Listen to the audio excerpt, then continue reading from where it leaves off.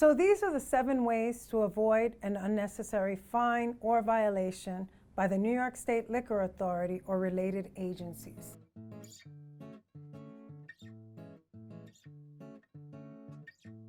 The most egregious fine that you can get at the Liquor Authority is sales to minors.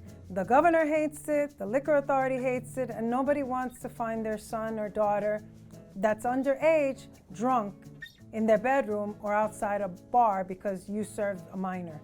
Check identification. No ID, no liquor. Bottom line.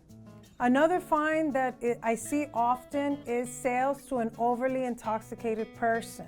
If the person is slurring their words, falling off the bar stool, falling off the chair, do not sell him alcohol. Cut him off, because either he's going to get into a car drunk and drive, or he's going to hurt someone or himself.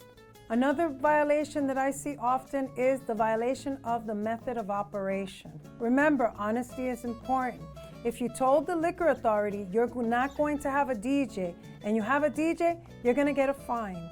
If you have live music, dancing, karaoke, they'll permit it if you put it on your application and it's approved. They're not saying you can't do it, but if you're going to do it, it needs to be on the face of your license and on your application. Another confusing violation that owners receive is the food availability.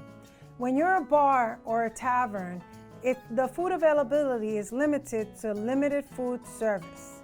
Limited food service does not mean no kitchen, does not mean no food, does not mean no menu.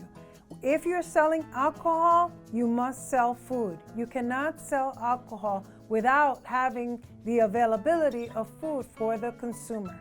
I'll give you a great example. I had an owner whose bar was hugely successful in Manhattan. The issue was not that he had crowds or he had anything. The issue was that he didn't have enough space for the amount of people who wanted to come into the location. So to accommodate everyone, he removed the kitchen. The Liquor Authority, FDNY, the NYPD, everybody came in and shut him down immediately, and he's never opened since. You cannot have an establishment with that type of volume of people drinking without the availability of food. Do not remove your kitchen. Minimum food service only means that you can have less. You don't need a full kitchen, but you must have food available for consumption. One of the ones that really boggles the mind is when you put your patrons at risk. This violation takes many different forms. One of them is not calling 911 when there's a disorderly at the location.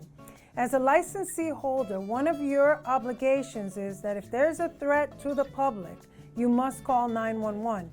Some owners say, oh, I call 911 and then the police comes and then they give me a ticket anyway. Your duty is to call 911. What the police does afterwards, we'll deal with afterwards. But when you are putting patrons at risk by not calling 911 because there's a huge fight in your location, people could get injured and hurt, and we need NYPD to help break that situation up. So you must call 911 when there's a disorderly at your location. Another circumstance where you're putting a patron at risk, I'll give you a great example. I had a client who Con Edison cut off their electricity. They didn't pay the bill, but they were gonna restore it, but apparently they didn't restore it as quickly as my client wanted.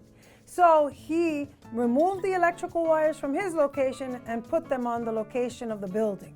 So what he did was he unified the building electrical system with the restaurant electrical system and opened up for 2 hours, almost blowing up the entire electrical system. He could have killed the people in the building. There could have been an electrical fire.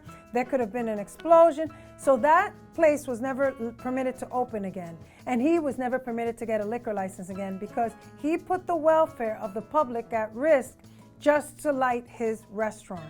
He needed to wait until the electricity was restored, which was going to be restored shortly. But the minute that happened, there was an alert sent to NYPD and he was immediately shut down. Food violations are another sort of violation that should be avoided, and it's easily avoided, but it could be lost in translation.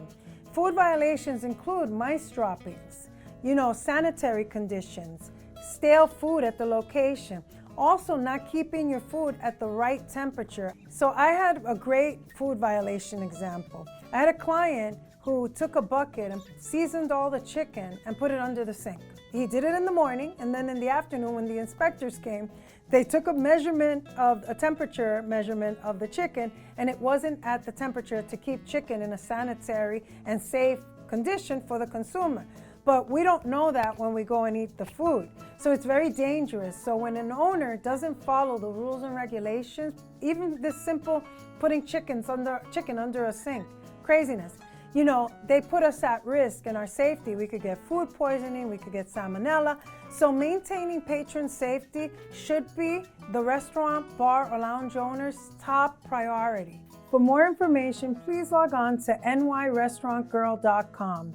This is Aurelia Tavares, your restaurant girl.